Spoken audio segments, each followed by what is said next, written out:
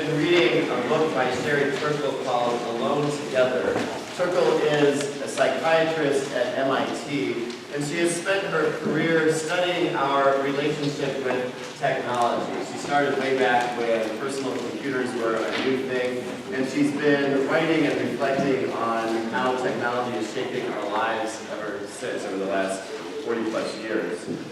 In it, she relates a story that really caught my attention. She took her 14-year-old daughter to the American Museum of Natural History in New York City. And as it happened, they had an exhibit there of 2 Galapagos tortoises as part of their exhibit on how Darwin developed his theory of evolution.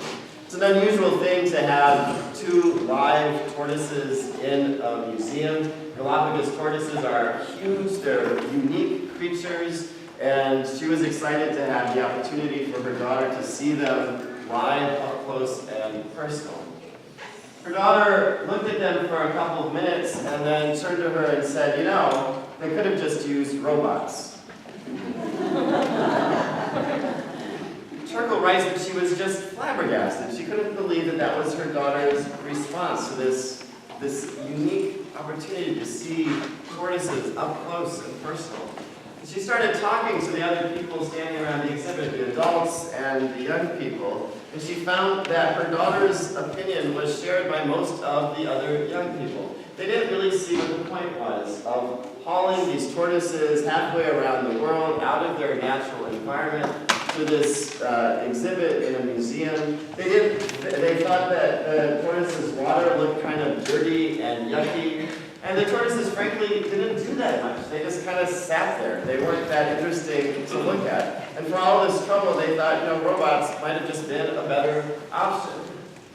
The adults, on the other hand, were just amazed to see live tortoises. That was the whole point, that these were actually live tortoises. And that was the treat of this opportunity, and couldn't understand where their kids were coming from. Turkle reflects that these are children who grew up with toys that were beginning to take on human characteristics. Way back, they were kind of those chatty Cathy dolls where you pull the string on their back and they talk to you. But children's toys have gotten more and more sophisticated, more and more lifelike, more and more human-like. And so children have developed a different kind of idea of reality, a different sense about what really matters, a different sense about what kinds of experiences are valuable. Turkle kept working on that in her head, and she started calling around, and she ended up talking to an executive at Disney World. And she told him this story, and he said, the same thing happened when we opened Animal Kingdom at Disney World in Orlando. We stocked it with live animals, crocodiles, and all sorts of other things, and the reaction of the crowds was, the robots you have in other parts of the park are more interesting. The crocodiles in Animal Kingdom just kind of sat there. The crocodiles in the Magic Kingdom shook their tails back and forth and looked threateningly at the folks looking at them, and rolled their eyes and did all the things that the crowds expected crocodiles to do. They were much more interesting. The crowds preferred the robots. Turkle writes about all the things that we kind of know about technology. She has numerous stories about teenagers wandering around through dunes at the beach, plugged into their phones, not paying any attention to the world around them, all the kinds of things that we sort of observe in the world around us. And her book serves, I think, as kind of a call to repentance about our relationship with technology. And that is the theme of the second Sunday of Advent, is repentance. We hear the story about John the Baptist crying out in the wilderness, calling people to repent 2,000 years ago. And I thought to speak about John the Baptist and about Sherry Turkle and about technology. And so I have 3 pretty disjointed, unrelated thoughts about what repentance might be for us today. The first one is about technology. I had a pretty humiliating experience yesterday. I went to the ordination of a friend of mine in Rochester, and about 15 minutes into the service, as we were all kneeling, a group of about 25 clergy there, we're all low, very solemn moment, the litany is being chanted, and my phone rang. I had taken my phone in, I had tucked it in the pocket of my robe, not to text or do email during the service, but because I thought that there might be an opportunity for a good picture. But I somehow neglected to turn the ringer off. And so here I am in the middle of this service, and everyone around me knowing that it was my phone that rang. And I thought about that a bit, and I realized that 10 years ago, maybe a little more than that, it wouldn't have happened because I didn't have a cell phone. I was a pretty late adapter to cell phones. And I resisted them as long as I possibly could. And 5 years ago even, it wouldn't have happened because I would have thought it was just not really appropriate to bring a cell phone into worship. I don't have my cell phone here with me this morning, so it's not going to go off. But it got me thinking about how tied I am to technology, and this is really probably not any surprise. We had one of the first IBM PCs, because my dad worked in computers when I was in about 5th or 6th grade. That computer had 8 kilobyte chips on the motherboard. It would take 2.1 million of those 8 kilobyte chips to equal the memory in my little iPhone.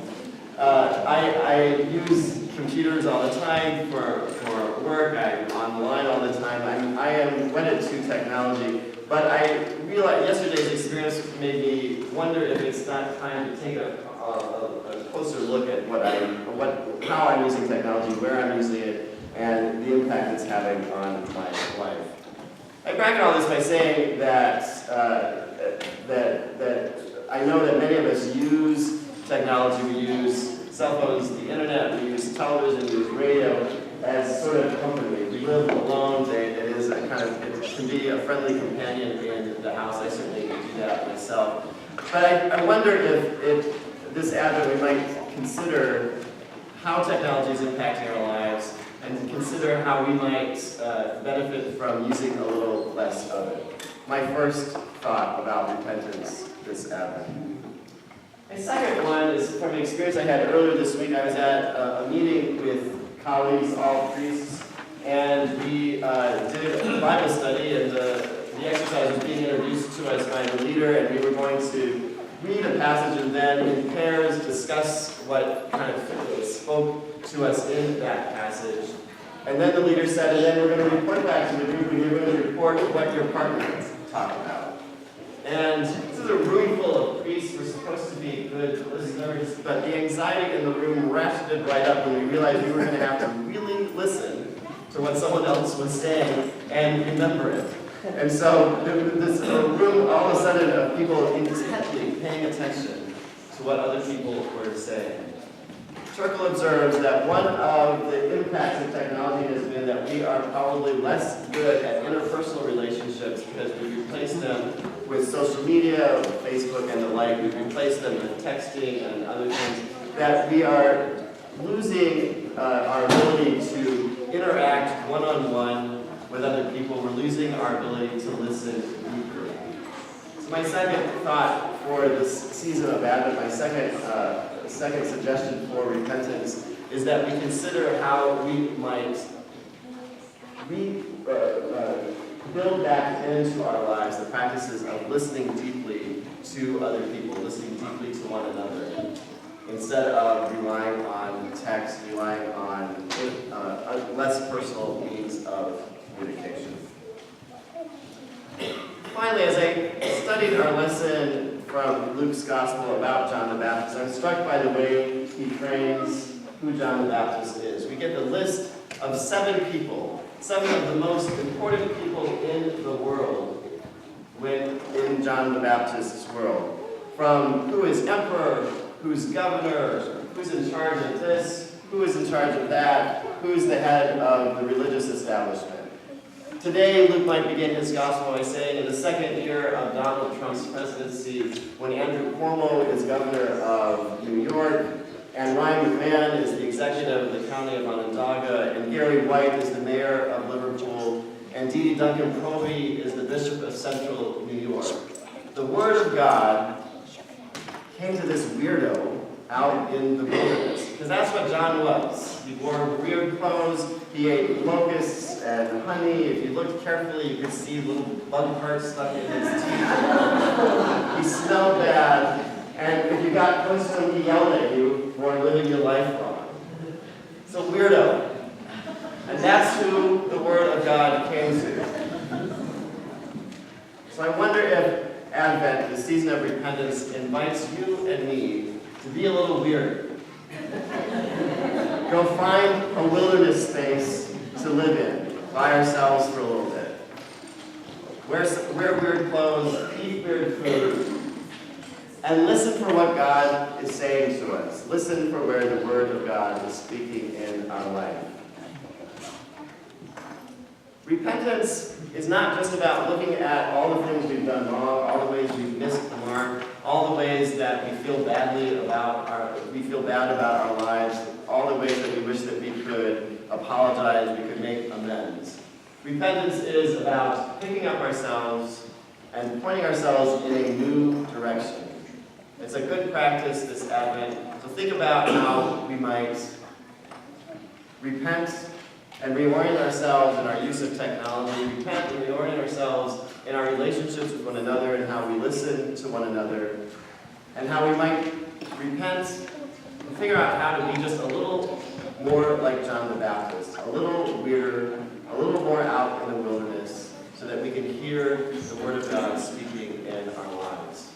Repentance is a practice for this Advent, it's a practice for us at all times, and it can be a blessing to us. Amen.